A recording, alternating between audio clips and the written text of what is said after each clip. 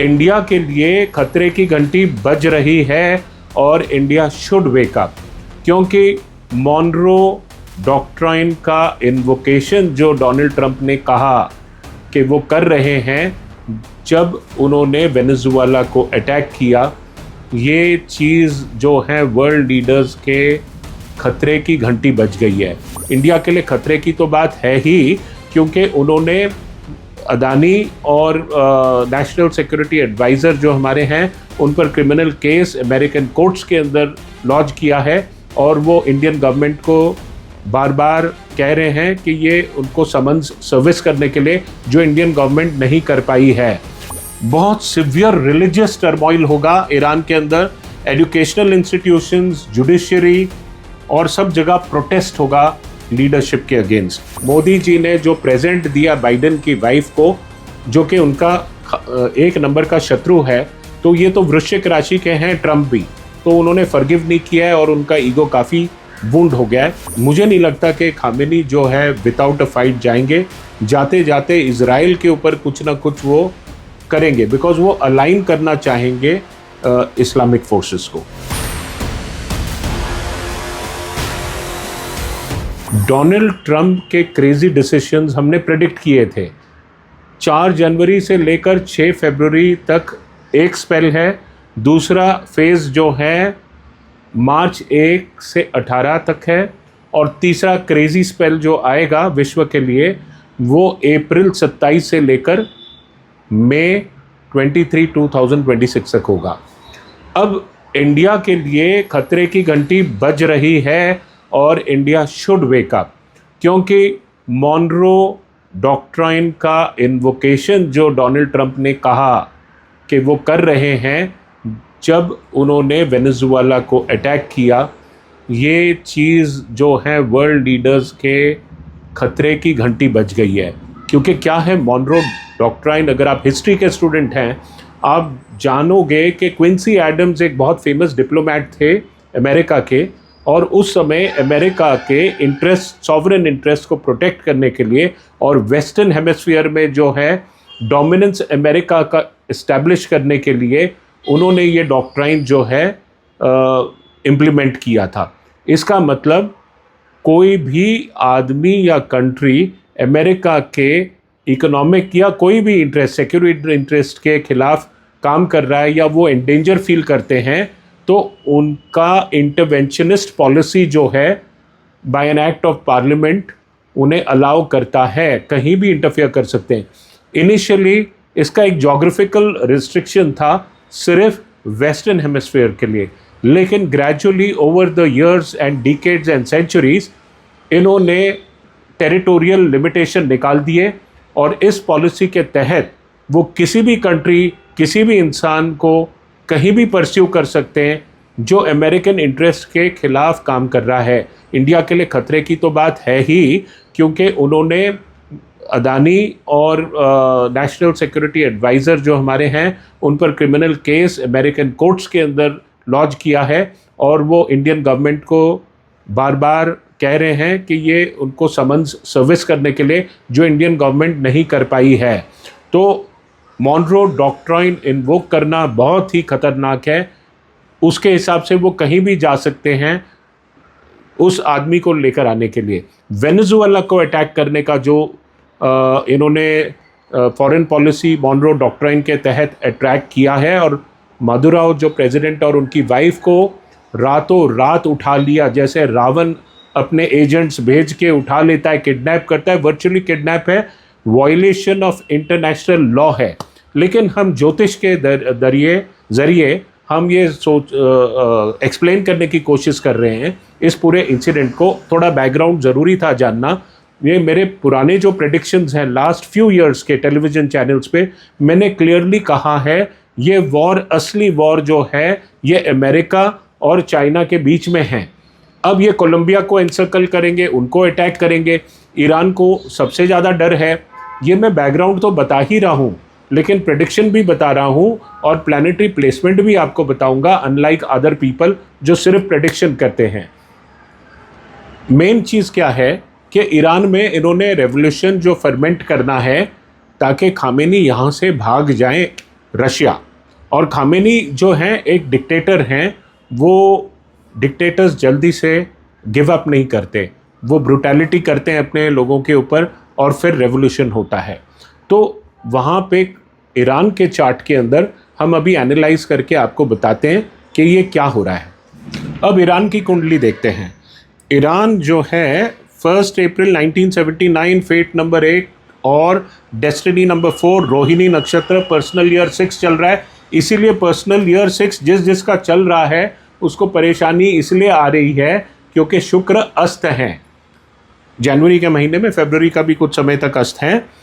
Leadership, egoistic, autocratic regime, ये इस combination से पता चलता है, डेस्टिनी 4 और फेट नंबर 4 से। अब क्या है, प्लानिटरी पोजीशन में कर्क लगन जो चल रहा है, 9th हाउस के अंदर मंगल बैठे हुए हैं और वो 10th लॉर्ड है, मतलब लीडरशिप को जो इंडिकेट करने वाला प्लैनेट जो है मंगल है। मंगल अभी अस्त चल रहे हैं, इसलिए लीडरशिप फ्लैबरगैस्टेड है। और ट्रांजिट का जो शनि है उनके मंगल पे यानी कि 10th लॉर्ड पे डिग्री वाइज चल रहा है, जो पिछले साल चला था और जहां न्यूक्लियर उनके इंस्टॉलेशंस डिस्ट्रॉय किए थे अमेरिका ने, फिर से वापस शनि उसी डिग्री को क्रॉस कर रहा है मीन राशि में। फिर 3rd लॉर्ड बुध जो है वो भी 9th हाउस में बैठे हैं 3.40 डिग्री के, उसको भी क्रॉस करेगा। ये 12th लॉर्ड और 3rd लॉर्ड है, बॉर्डर से रिलेटेड भी इश्यूज नज़र आते हैं। सूर्य 17.3 डिग्री है, भाग्यस्थान में ही है मीन राशि में। लेकिन फिलहाल गोचर का शनि 7th और 8th लॉर्ड शनि ये 14.43 डिग्री सिंह यानी कि पूर्व फाल्गुनी नक्षत्र में है और यहाँ 29 मार्च 2026 तक वर्स्ट पीरियड है ईरान के लिए। सिवियर फाइनेंशियल प्रॉब्लम्स आने वाले हैं, नवंबर 2027 तक ये पीरियड बहुत ख़राब है उनके लिए। ईरानियन इकोनॉमी के ऊपर सैंक्शंस भी लगने के योग लगे हुए हैं इस समय पे। बहुत सिवियर रिलीजियस टर्मोइल होगा ईरान के अंदर, एजुकेशनल इंस्टीट्यूशंस, जुडिशरी और सब जगह प्रोटेस्ट होगा लीडरशिप के against. Attack on Iran is very much 100% possible. 100% की तो बात करनी नहीं चाहिए ज्योतिष के अंदर, लेकिन समय अभी ईरान के लिए बहुत ख़राब है। अब देखते हैं जो खामेनी जो है वहाँ के प्रेसिडेंट हैं उनके लिए क्या लेकर आ रहा है ये समय। खामेनी के लिए 19 अप्रैल 1939 पर्सनल ईयर उनका भी 6 का चल रहा है, फेट नंबर 1 है। और यहाँ पे देखते हैं डेस्टिनी नंबर 9 यानी कि 9 वाला प्लैनेट भी उनका जो मंगल वाला है वो अस्त चल रहा है। फाइटर हैं, ईगोइस्ट हैं, बेंड नहीं होंगे। 87th ईयर तो खैर बहुत ही ख़राब है उनके लिए। मेष लगन है, सूर्य, केतु, हर्षल, चंद्रमा और बृहस्पति शनि तो 12th हाउस में बैठे हैं रेवती नक्षत्र में। प्रेडिक्शन सुनिए इनका, इनके साथ दगेबाजी होगी, कॉन्स्पिरेटर्स बिट्रे करेंगे, ऑपोजिशन फेस करेंगे। पीरियड जो अब से शुरू हुआ है जनवरी से मई तक बहुत ही खराब। अगर वो उधर रहते हैं तो गवर्नमेंट टॉपल हो जाएगी, नहीं तो इन्हें रशिया भागना पड़ेगा। वर्स्ट पीरियड शुरू हो चुका है इनके लिए और मार्च से तो और भी खराब पीरियड है। आखिर क्या अचीव करना चाहते हैं ट्रंप ये सब चीज़ों से? एक बिजनेसमैन है, उनका बड़ा ही स्ट्रेट ऑब्जेक्टिव है। वेनेजुएला सबसे बड़ा ऑयल प्रोड्यूसर है वर्ल्ड का और वो उनका ऑयल रिजर्व्स लेके रन करके कंट्रोल करना चाहते हैं ऑयल का प्राइस। अमेरिका के पास तो हाईएस्ट रिजर्व्स हैं ही, लेकिन उन्होंने एलिगेशंस लगाए कि इन्होंने ड्रग कार्टेल फॉर्म किया, अमेरिकन इंटरेस्ट को हार्म किया। अभी कोलंबिया में भी वही करेंगे। वंस उनके पास ये दोनों कंट्रीज़ आ जाती हैं और मेक्सिको के अंदर भी जो है सब्सटैंशियल चाइनीज़ इन्फ्लुएंस है, तो वो चाइना का जो है इन्फ्लुएंस इन दोनों कंट्रीज़ पे, क्योंकि चाइना बहुत बड़ा सपोर्टर था, कम्युनिस्ट रेजिम तो चाइना है और यहाँ भी जो है ये एक कम्युनिस्ट बैकग्राउंड से, ये एक ट्रेड यूनियन लीडर रह चुके हैं मदुरा, तो वो इन्फ्लुएंस पूरी तरह काटना चाहते हैं चाइना का और चाइना रिटेलिएट करेगा, चाइना भी ट्रेड वॉर में उतरेगा। ये वॉर जो है इंडिया के लिए बहुत ज़्यादा खतरनाक है क्योंकि हम जो हैं ना इधर हैं ना उधर हैं। हम ट्राई कर रहे हैं पुतिन को प्लीज़ करने के लिए, हम चाह रहे हैं ट्रंप को भी प्लीज़ करने के लिए, लेकिन कोई प्लीज़ नहीं हो रहा है इसमें। कोई सिग्निफिकेंट ट्रेड डील भी हमने रशिया के साथ स्पेयर पार्ट्स के अलावा कुछ नहीं साइन किया। और वहाँ पे हमने गलत स्टेटमेंट्स, जो यूक्रेन में भी इंटरवेंशन, हमने सोचा कि इंडिया वर्ल्ड पावर बन गया है, विश्व गुरु बन रहा है, ऐसे यहाँ की मीडिया पोर्ट्रे कर रही थी बार बार। तो ये हो गया है बैकफायर। मोदी जी ने जो प्रेजेंट दिया बाइडेन की वाइफ को, जो कि उनका एक नंबर का शत्रु है, तो ये तो वृश्चिक राशि के हैं ट्रम्प भी, तो उन्होंने फॉरगिव नहीं किया है और उनका ईगो काफ़ी वुंड हो गया है। तो आज भी स्टेटमेंट जो उन्होंने किया, मोदी जी मेरे बहुत अच्छे मित्र हैं और उन्होंने देखा कि मैं बहुत गुस्से में हूँ, इसलिए उन्होंने वॉर स्टॉप कर दिया और हमारे से ट्रेड करना चाहते हैं, ट्रेड डील किया उन्होंने। और ये भी कहा कि उन्होंने इनको कहा है, मोदी जी को, तुरंत जो है रशिया का ऑयल बंद कर दे। अब मैसेज क्या जा रहा है? मॉनरो डॉक्ट्राइन एक्टिवेट हो चुकी है, अदानी के ऊपर केस कर रखे हैं उन्होंने। अब हमारे पास बार्गेनिंग का कुछ स्कोप ही नहीं रहा। ये मैंने पिछले साल से ही कहा था कि ये जो स्क्रू है इंडिया पे धीरे धीरे टाइट हो रहा है। और ऊपर से हमारे फाइनेंस मिनिस्टर ने कुछ स्टेटमेंट्स दिए थे, हमारे प्राइम मिनिस्टर ने भी कहा था हम अभी ना झुक के बात करेंगे किसी फॉरेन पावर से, वेस्टर्न कंट्री से, आंख में आंख डालकर बराबर की बराबर हम बात करेंगे। बात तो बहुत सही थी, लेकिन फॉरेन मिनिस्टर को तो नहीं करना चाहिए था ऐसे बात। ही इज़ अ डिप्लोमैट और आज उसका खामियाजा हमें भोगना पड़ रहा है। क्यों? क्योंकि वो ईगो की चीज़ होगी। बात तो एकदम दुरुस्त थी, लेकिन हमने जो हमारे पॉलिटिकल इसके अंदर इस स्टेटमेंट को लीवरेज करने की कोशिश की, तो आज उसका जो है, आज वो आर्म ट्विस्ट हमें कर रहे हैं और डॉटेड लाइन पे चाह रहे हैं कि फोर्स करें साइन करने के लिए। अब ये इंडिया की जो दशा है, ये भी कोई बहुत अच्छी नहीं है। सप्तमेश की दशा चल रही है, वॉर वाली दशा है। पाकिस्तान के साथ युद्ध तो होना ही है इस पर्टिकुलर ईयर में। पुरानी वीडियोस अगर आप देखोगे मैंने डेटलाइंस दे रखे हैं, और भी जो मैं कुछ शूट किए थे 3-4 दिन पहले वीडियोस, वो एडिटिंग के लिए गए थे, अभी तक आ नहीं पाए हैं, वो आप ज़रूर देखना। सबसे इम्पॉर्टेंट चीज़ जो है, ट्रम्प पेट्रो डॉलर का जो ये करेंसी है, इसके ऊपर अटैक हुआ था जब इंडिया भी बहुत बाय कर रहा था रशिया से, ऑयल कर रहा है और उनको रूबल्स के अंदर ले रहा था, डॉलर्स के अंदर नहीं। वेनेजुएला ने वही किया, उन्होंने भी ये ऐसा शुरू किया। और ब्रिक्स जो एज अ होल, ट्रम्प उससे बहुत अगेंस्ट है, क्योंकि एक यहाँ से जो मैसेज जा रहा था, जो इंडिया का ही मैसेज था कि हम आपस की करेंसीज़ के अंदर करेंगे, ये तो बहुत अच्छा था और करना भी चाहिए, क्योंकि डॉलर का डोमिनेंस एंड होना चाहिए। और ट्रम्प आज जो है वो पेट्रो डॉलर का जो इक्विटी है, जो गोल्ड स्टैंडर्ड तो अबैंडन कर ही चुके थे, वो डॉलर को डॉलर स्टैंडर्ड के अंदर डील करना चाह रहे थे। अगर डॉलर के ऊपर जो असर पड़ता है, मतलब अगर करेंसीज दूसरी यूज़ होने लग जाती हैं ऑयल के अंदर, तो उसमें अमेरिकन इकोनॉमी जो है तबाह हो जाती है। तो ये एक इकोनॉमिक वॉर है, ये तेल से रिलेटेड और दूसरों की ज़मीन हड़पने की जो है, ये एक युद्ध है। ये मुझे world war 1, world war 2, failed conditions of league of Nations, humiliating treaty of Versailles और ये सब चीज़ें फ्लैशबैक होके आते हैं। लेकिन अमेरिका इतना बड़ा इकोनॉमिक पावर बन गया है, आज एयर पावर है, उससे देखो आप, वेनेजुएला के 6 एयर बेस उन्होंने मात्र 5-6 मिनट में नष्ट कर दिए।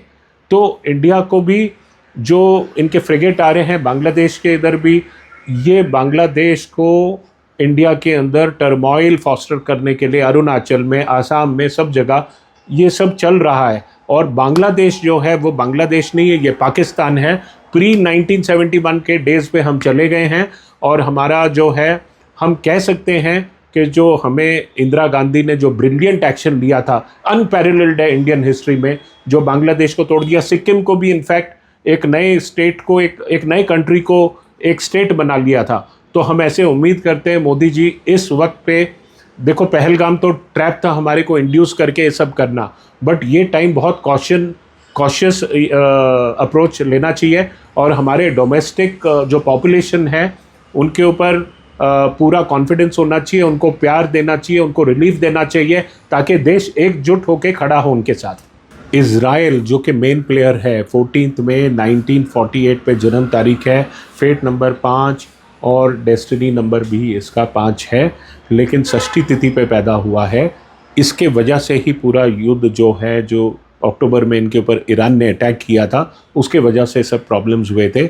इनका पर्सनल ईयर एनुअल नंबर 7 चल रहा है। 7 नंबर मतलब बिट्रेयल्स। और इस युद्ध के अंदर जो भी चल रहा है, मैंने जैसे कहा ये युद्ध है यूएस और चाइना के बीच में, बाकी सब हैं प्रॉक्सी प्लेयर्स।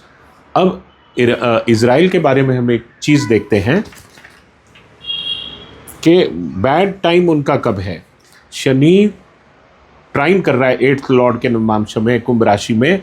इनका बुरा समय 22 फरवरी 2026 से लेकर 20 मार्च 2026 तक है। और बेंजामिन नेतान्याहू जो 21 अक्टूबर 1949 में पैदा हुए, फेट नंबर 3 और डेस्टिनी नंबर 5। बुध जो है इस वक्त पे, बुध की भी स्थिति कोई बहुत खास नहीं है। बुध मंगल सूर्य अराउंड सेम डिग्री चल रहे हैं। ये कभी भी जो है अच्छी स्थिति नहीं होगी फेट नंबर या डेस्टिनी नंबर या पर्सनल नंबर 5 वालों के लिए। इनके लिए भी ये जो पीरियड है बहुत अच्छा पीरियड नहीं है। ये स्वाभाविक बात है कि जब ईरान का प्रॉब्लम होगा और कोई डिक्टेटर वहाँ बैठा है, अगर वो जा रहा है, हिस्ट्री ये कहती है कि कोई भी डिक्टेटर अपना पावर चाहे उस पर अटैक हो जाए इजीली गिव अप नहीं करता। मादुराव को देखो, उसने चैलेंज किया यूएस को, और सदाम हुसैन को देखो। और यहाँ भी मुझे नहीं लगता कि खामेनी जो है विदाउट अ फाइट जाएंगे। जाते जाते इज़राइल के ऊपर कुछ ना कुछ वो करेंगे, बिकॉज वो अलाइन करना चाहेंगे इस्लामिक फोर्सेस को। तो कुल मिला के वर्ल्ड का पीस शैटर्ड नज़र आ रहा है। Gold will go further up.